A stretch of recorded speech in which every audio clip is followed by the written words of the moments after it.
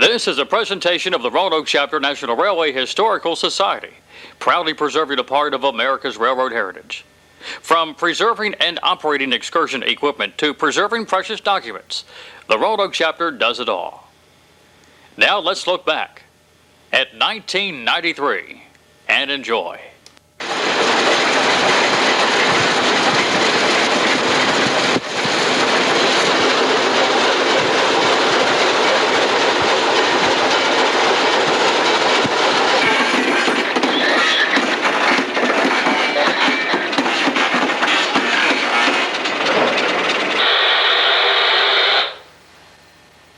Lots of work is performed before any steam trip is held. There are scenes behind the scenes.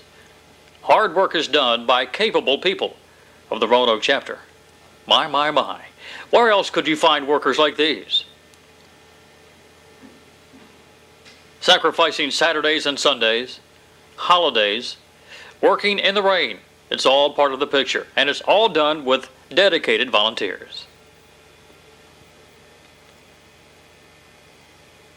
January 1993, Norfolk Southern does a multi-million-dollar upgrade to its steam program. All cars are painted Tuscan red. Featuring Engine 611, the public sees an elaborate brochure with listings of planned trips for the upcoming year. It even makes a great souvenir. For the first time, head-end power, or HEP, is brought on board, providing superb air conditioning throughout the entire train from one power car source. And as Sid Bailey showed us how it works.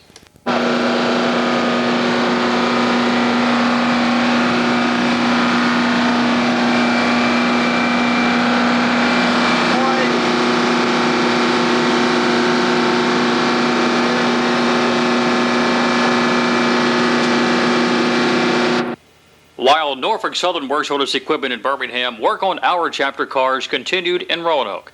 Several cars were repainted. The cream of the crop, Car 512, relettered Norfolk and Western. The train name Palatine was added for that extra touch. Food Car 1148 saw extensive work. The floor had holes. A new floor added to the main eating area, a project led by Bill Sherman and his band of volunteers. Those big holes were filled with concrete. Other car floors were waxed and shined. Bathrooms were cleaned, and new upholstery installed. Even vestibule lights were replaced. A freezer was added to the 1148, but to get it there, they had to go through the roof. An old car attendant bunk room houses the freezer, now making the job for those in food service a little easier. The new floor takes time, and pieces have to be cut and measured and glued down. After months, it is finished. Our mechanical crew has done yet another good job.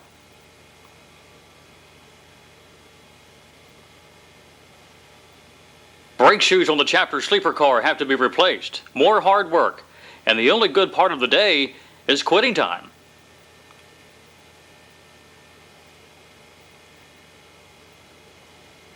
After work, a time for play and fun. But wait, we're already up to July. We have to look back at the most talked about event of 1993, the March blizzard. Rail-related or not, it happened, dumping 16 to 18 inches of the white stuff on the Star City and 3 feet in higher elevations, closing I-77, motorists spending the night inside the Big Walker Mountain Tunnel near Bluefield. It created some pretty scenes throughout Southwest Virginia.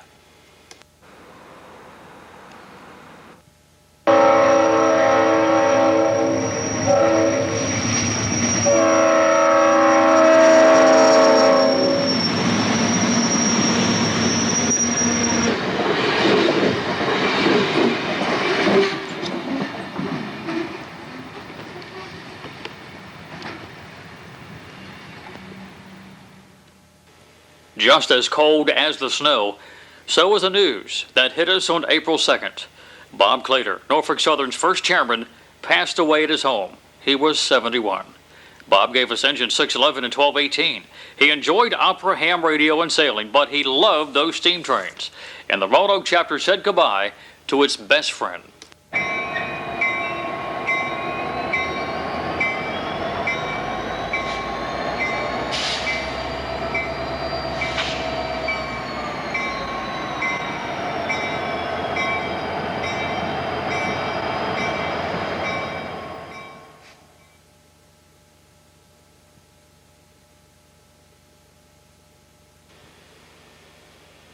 Steam excursions and safety rules. We produced a safety training film.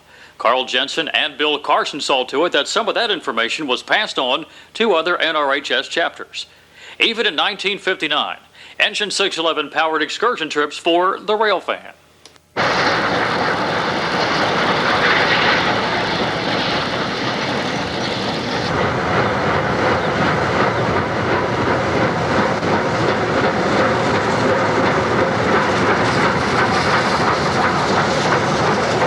From 1959 to 1993, with thousands more riding, safety has been redefined.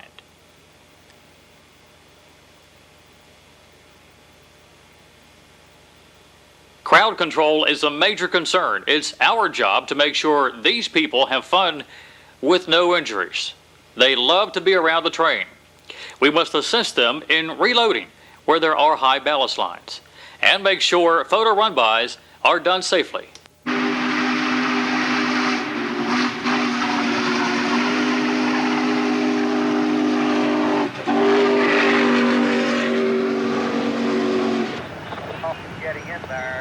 Right now.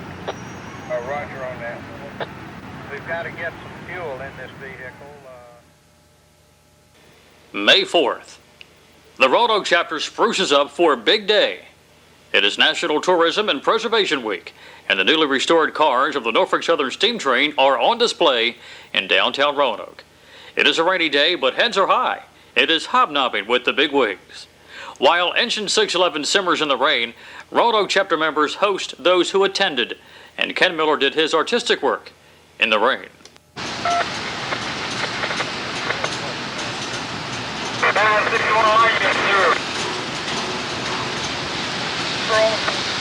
The next activity was a school kids trip from Roanoke to Crewe.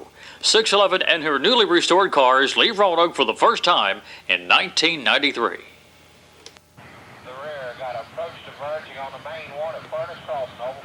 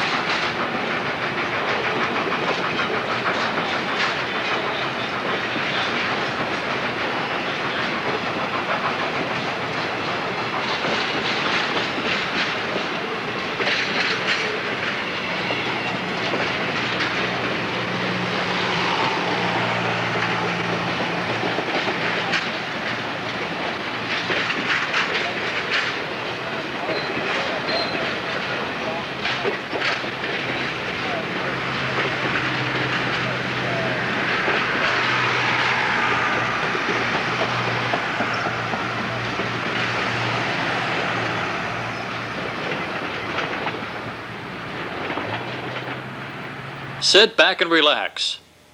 After all, it's only a school trip.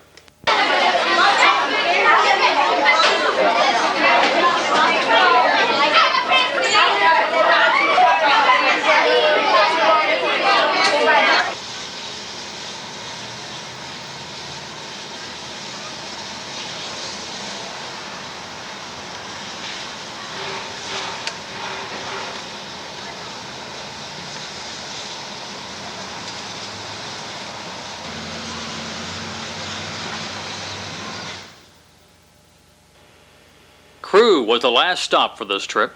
Chapter members took the bus back to Roanoke, and 611 and train, after a needed drink of water, went on to Norfolk for trips to Petersburg. It is amazing of all the video, photographs, and old black and white movies donated just for this presentation, the memories that are stirred up, like this 1957 convention train west of Shawsville.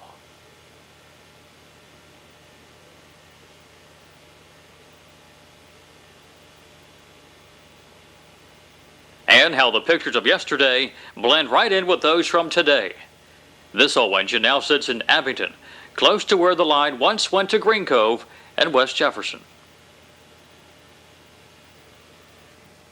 Part of preserving history is saving old photos and movie footage. In 1957, who would think the lead engine in this special trip would end up in Iowa as a static display, then as a working locomotive in Strasburg in 1993.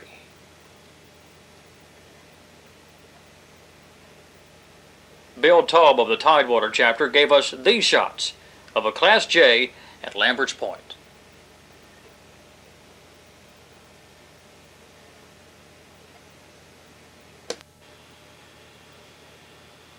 And one of the few Class A's with roller bearing rods similar to those on 611.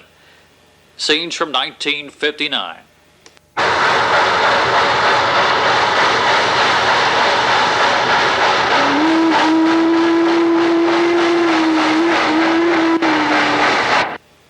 And Class J number 611 at the same location in 1993. Now let's do a little rail fanning, a little chasing, as 5 of us in the chapter try to keep up with this engine on a run from Norfolk to Petersburg.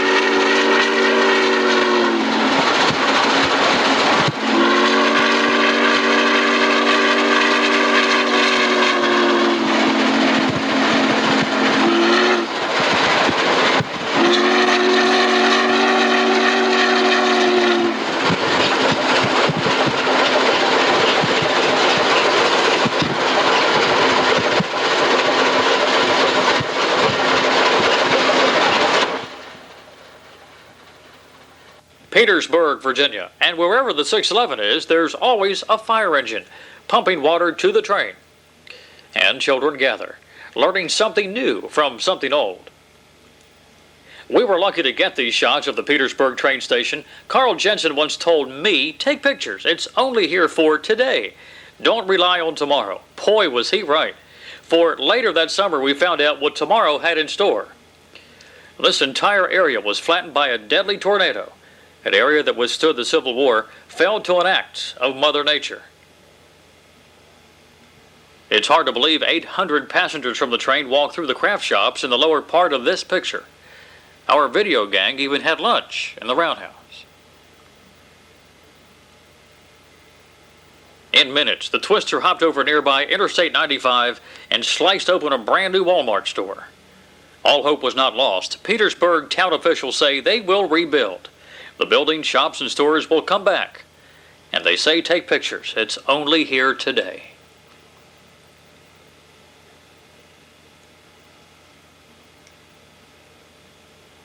Railroading took another blow as the worst flooding to occur in memory hit the Midwest, costing millions, disrupting miles of track.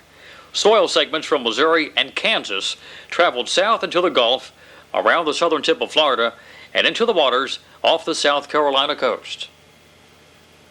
In railroad news around home, the old 1907 Kimball Fountain saw new life, water, and location in front of Van Ness's downtown office. Roanoke County Spring Hollow Dam was built, offering more photo challenges from the nearby tracks. And over the tracks, Roanoke's 2-lane 5th Street Bridge came down to be replaced with a 4-lane structure. And we watched the facelift, or removal, of the rear concourse of the downtown train station to make way for new double-stack trains, making us remember the good old days. Let's move along because the next stop on our agenda is the Independence Limited for 1993, arriving in time for this year's NRHS convention in Chicago. Chicago is full of trains, but to get there, we have to start by steam train.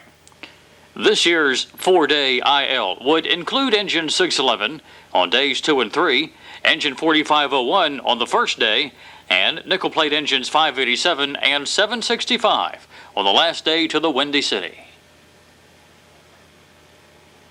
We already mentioned hard work, hard-working volunteers, and working on weekends, but imagine pulling off a 4-day trip with 4 locomotives, going through some of the most scenic surroundings in southwest Virginia. This is Norfolk and Western coal territory. Some of the coal seams below this ground run 7 feet thick, 3,000 feet below. Coal mining is hard and still a way of life here. The once mighty Norfolk and Western Railway hauled coal and more than any other railroad in this country. Class J, number 611, waits on the sidetrack in Richlands, Virginia, on day 1 of the Independence Limited. While 4501 brings the train in from Knoxville through Morristown, St. Paul, Honaker, and Richlands, we go to the Richlands Mall and wait for 4501's arrival.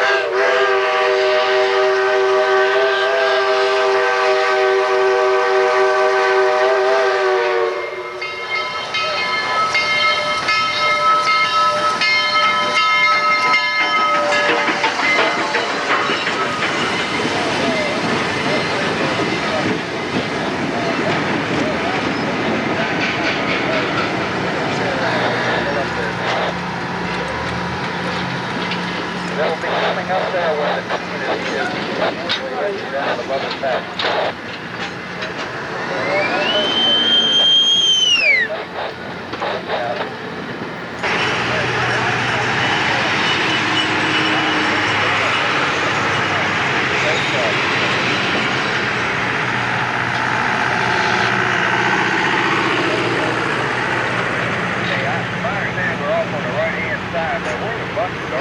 That's correct, Coach.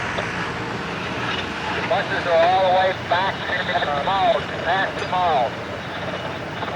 Getting in there right now. Day 2, an early morning fog blankets the town, and our crew now begins a day that will end in Portsmouth, Ohio. Here for a while. Excuse me. Do we have to look at him? No. What do we have to do? La la la la la la la la da da da da da da. God, it's so funny.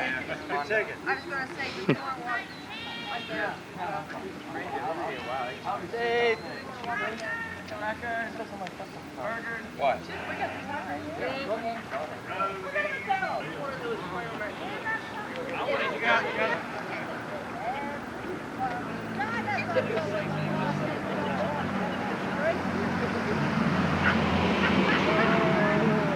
I'll run it after I take off.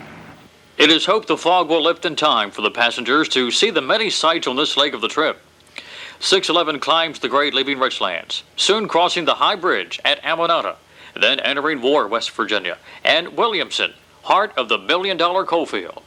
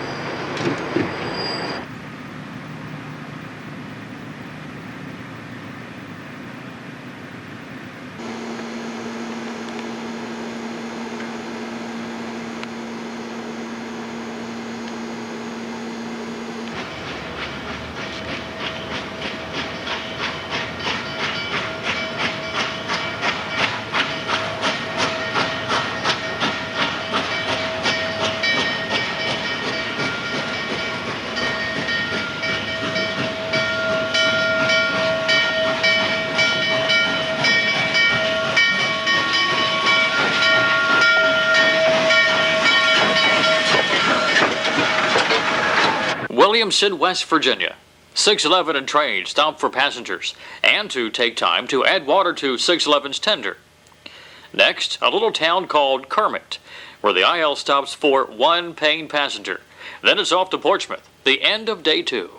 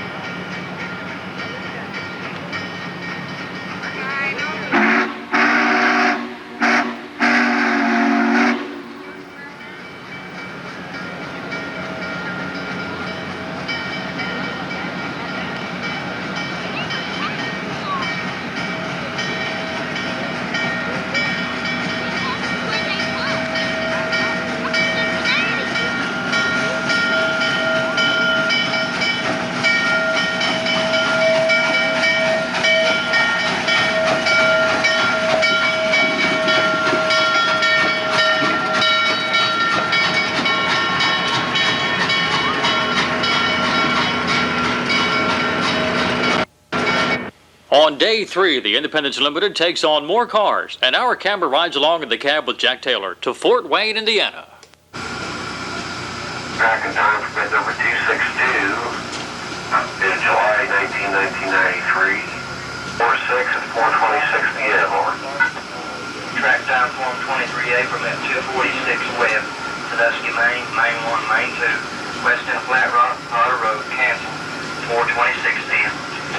That's that door. Thank you, sir.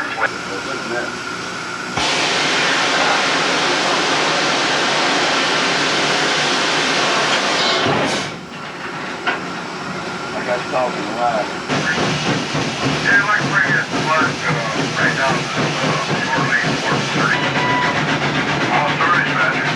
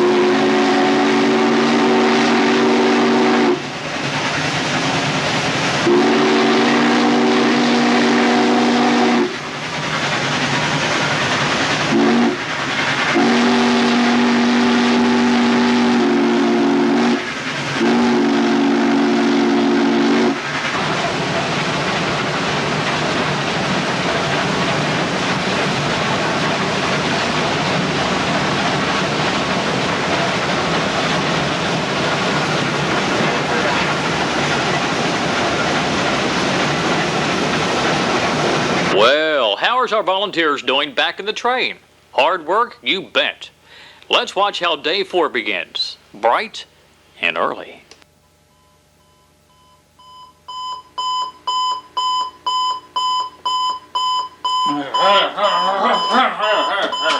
This summer, do something different. Experience the thrill of riding on a train pulled by a great steam locomotive. July 19th, the 1993 Independence Limited rolls through Portsmouth, Chillicothe, Columbus, Bucyrus, Bellevue, Fostoria, and Fort Wayne. July 20th, leave Fort Wayne for Argos, Knox, Valparaiso, and Chicago. Ride one or several stops. Most adult fares per stop are $9, children $5. Go coach or first class. For ticket information, call 489-3556 or 1-800-552-3893. Welcome to the Windy City, site of the 1993 NRHS convention. Central Time in this city and convention headquarters were set up at the Palmer House Hilton Hotel. I wonder if anybody got any towels. Let's get away from trains for a moment and check out the Chicago experience as our cameras hit the streets.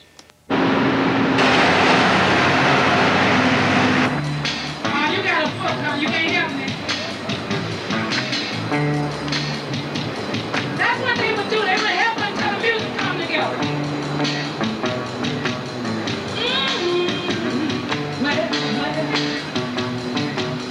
I want to tell you a little bit about myself.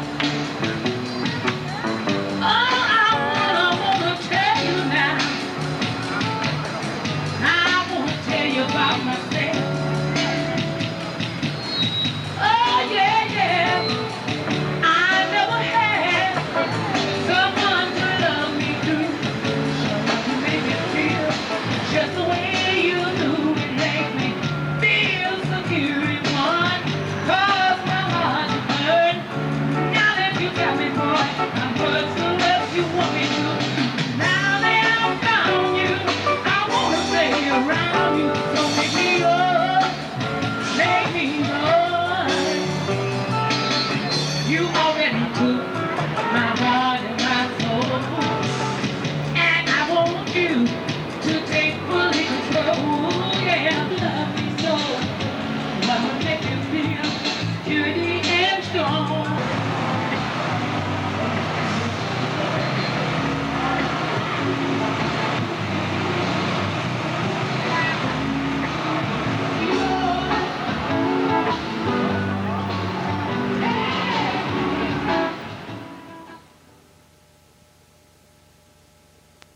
There was a lot to see, like the nearby Illinois Railway Museum, and a few chapter members got a special ride on a metro train. Just part of the fun at the convention.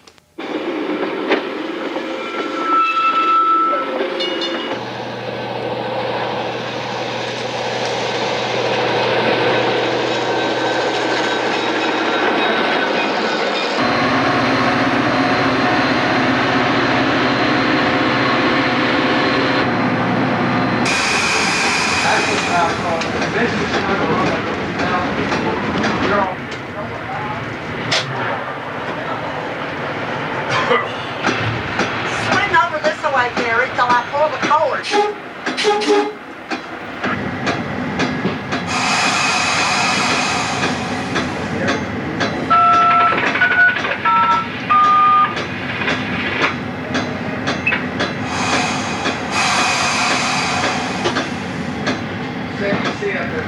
Official convention trips included one on Union Pacific's Challenger and a Norfolk Southern trip to Argos featuring Engine 587 and 765.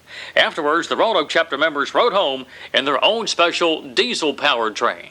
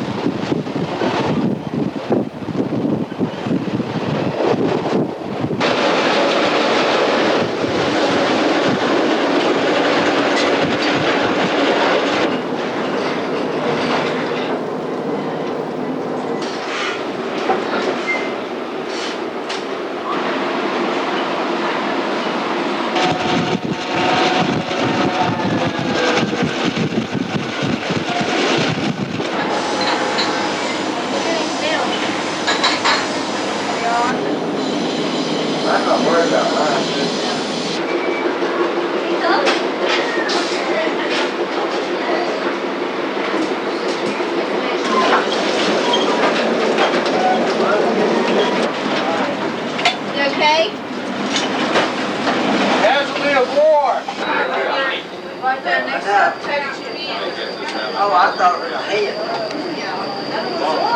Oh, no. I got in trouble when he stopped right there.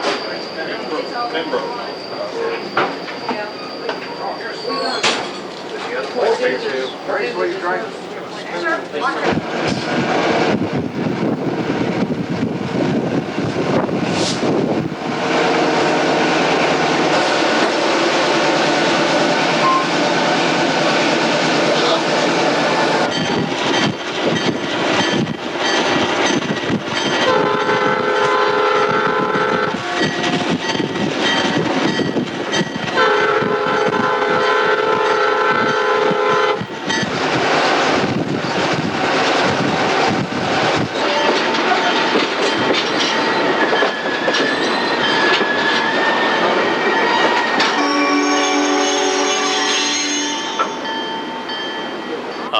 Home again, Roanoke, Virginia. But the next up on our agenda is the month of October. Time for the annual Roanoke Railway Festival. All aboard for Columbus Day weekend and all the rail festivities in downtown Roanoke. We're going to be again having excursions featuring Norfolk and Western number 611, which was built right here in Roanoke, Virginia in 1950. And it'll be pulling excursions to Walton, 2 trips on Saturday, and to Bluefield on Sunday. 1 trip all day long, and I'm pleased to say that the Sunday trip's completely sold out. As of when we're filming this, we still have a few tickets left on Saturday and on both trips, and if folks are interested in riding, they're welcome to call our ticket number, which is 3660916, and you can call all day today to see if tickets are still available, and if there are any left, we'll have a few at trackside tomorrow morning when the train leaves. Of course, they've been getting the 611 ready up at Schaefer's Crossing all week. Yeah. And what other things going to be going on? Well, there's all kinds of events for this year's festival. We've got the Advanced Auto Parts Antique and Classic Car Show, which will be going on Norfolk Avenue, both Saturday and Sunday. The Rail Fair, which is the South's largest model railroad and railroad memorabilia show, will be going on at the Virginia Museum of Transportation. There's going to be arts and crafts exhibits, musical events. Tonight there will be the Kemper Dobbins Art Show and Exposition at the Virginia Museum of Transportation. There'll be a variety of children's events, breakfast with the animals at Mill Mountain Zoo, and just various events all over downtown during the festival. Well, along with the 611, the Scenic Cruiser from Greyhound is going to be along. Now, this is something new and special this year, isn't it, Gary? A little bit different for the rail fair. This is also the 25th anniversary for the Roanoke Chapter, National Railway Historical Society. We thought, what could we do to put a little splash into the festival, if you will. Also, the bus was designed by Raymond Loewy, along with the passenger station in Roanoke. And although he didn't design the 611, Mr. Loewy had a lot of influence on the final appearance of the 611.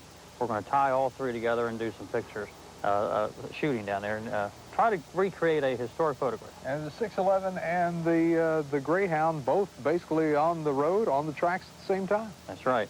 For a brief period, we'll do a picture, a photograph that may not be recreated or repeated. The Mill Mountain actors will come down and dress in appropriate attire for the 50s. Mr. Gilmore and his car club will come there and give us cars and coupes of the 40s and 50s. So for a brief moment, we'll look like 1955. Celebrating our 25th year with a bus? Thanks to the Valley Metro, Steve Mancuso, Kay Houck, and the Virginia Museum of Transportation, funding was made possible to have this historic 1954 bus brought to Roanoke from its storage place in Dallas, Texas. Let's look at these great shots of the Scenic Cruiser, antique cars, the Hotel Roanoke, and the old Norfolk and Western passenger station. This project took a lot of work, and thanks to all those who helped.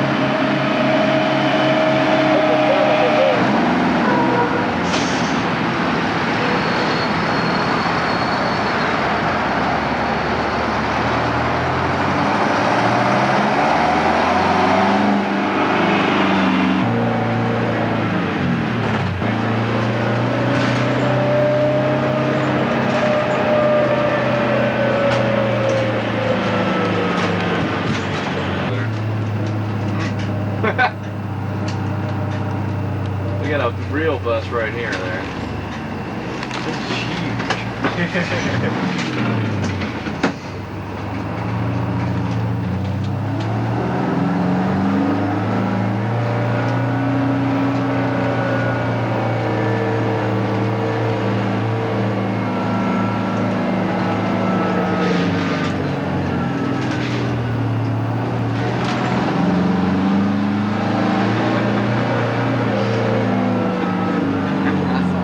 Oh yeah, I saw that.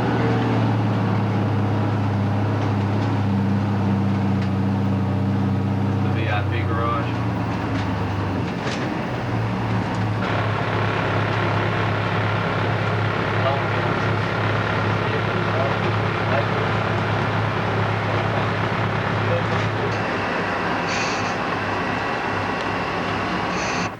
Let's leave the bus and Valley Metro's building behind, walk downtown to the streets of Roanoke, and check out this two-day railway festival that draws people from all 48 states and from several countries.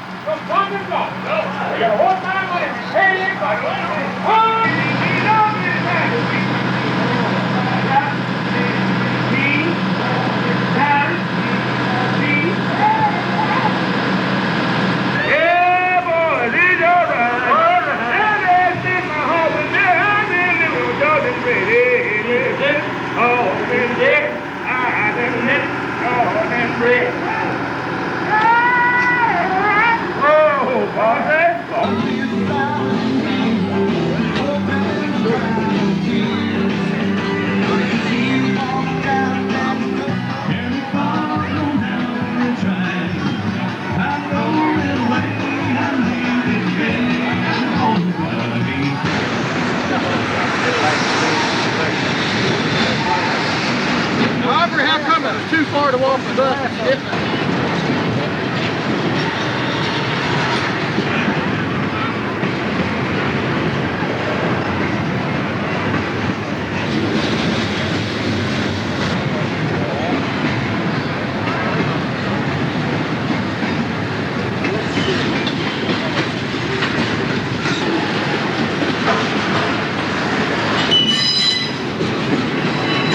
I think we can go to Memphis. We're going to Memphis. If you want to go to Memphis, we're going to go to Memphis. Let's go. Let's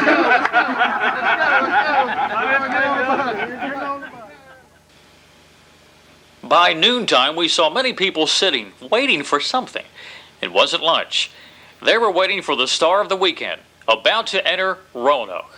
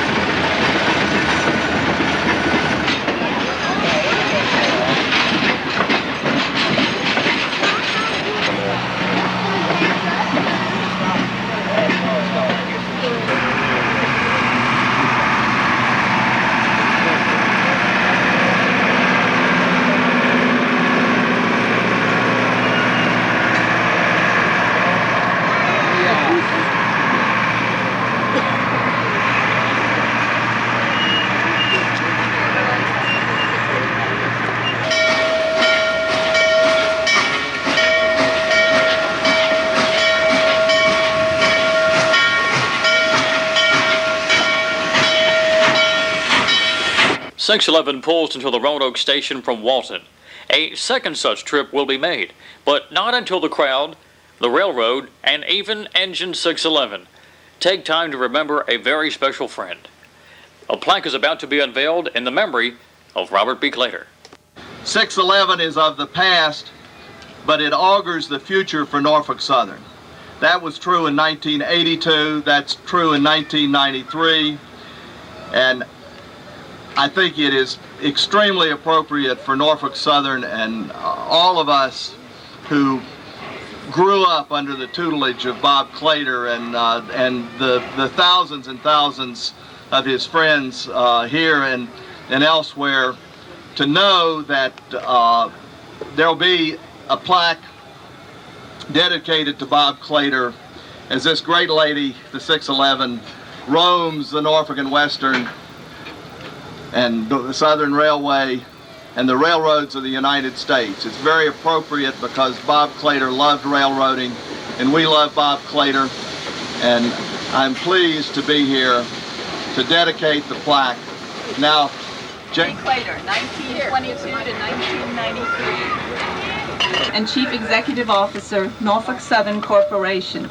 This plaque is dedicated to the memory of Bob Clader in appreciation of his vision, leadership, and commitment to historic preservation, which resulted in this locomotive's restoration and operating condition. 611, a true thoroughbred of engineering and craftsmanship, a symbol of a modern transportation company's heritage, is but one reminder of the rich histories of two great railroads successfully made one. October 9th, 1993.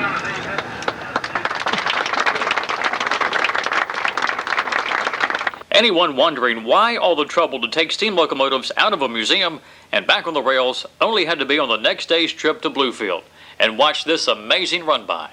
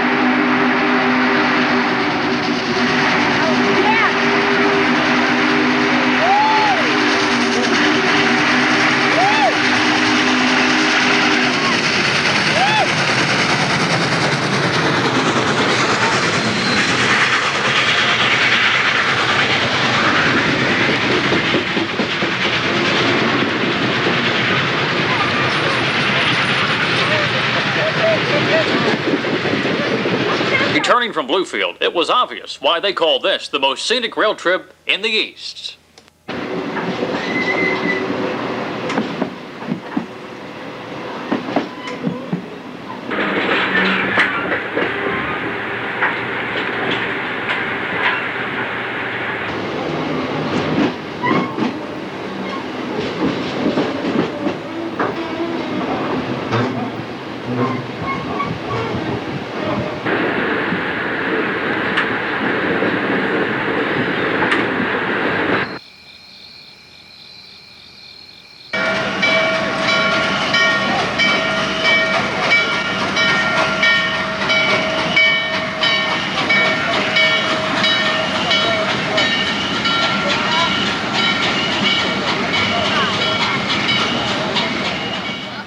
The rail fair was another success. Now back to the agenda. Let's see, another major project was the City of Roanoke's Waistline Express, the nation's first trash to the dump by rail operation. A VIP train made the inaugural run, and the Roanoke Chapter members hosted the train. Time flies when you're having fun. It's already December, time for our annual chapter banquet. This year at the historic Patrick Henry Hotel in Roanoke. We even had snow. This is an event that everybody comes out for. We missed the Hotel Roanoke, but the Patrick Henry was superb. The ballroom made for a nice setting, with dinner shared by many members. Our guest speaker, Mr. Kevin Keefe, editor of Trains magazine. And Kevin had a slideshow on Engine 1225. The 1993 Special Thank You Award went out that night to someone who worked hard for years in our very own souvenir shop. Of course, that's Grace Helmer. Later on, door prizes included glassware, flashlights, and 1994 calendars. Now let's take the camera and do a little who's who. Let's see who we know.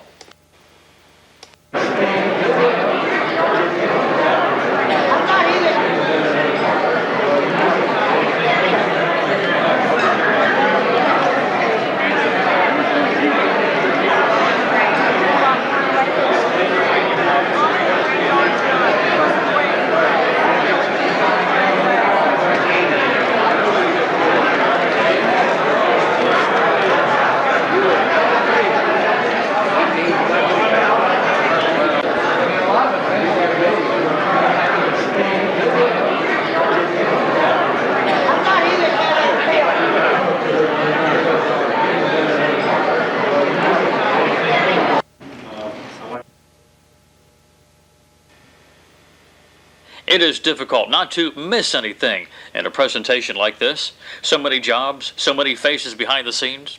Our newsletter took on a new editor, and thanks to those who sent in stories like David Helmer, Bill Arnold, Mr. Robin Shavers, Ken Miller, Kenny Kirkman, yours truly, and Bill Arnold, and many, many more. Your newsletter crew for 1993. All right, before we get out of here, thanks to all those who donated 8mm tapes and VHS movies for this program. Miles of footage in this pile. Thanks for all of the pictures. Many, many pictures. And we say hats off to the chasers with camera in hand, going out there on their own time to put history on film. Thank you so much.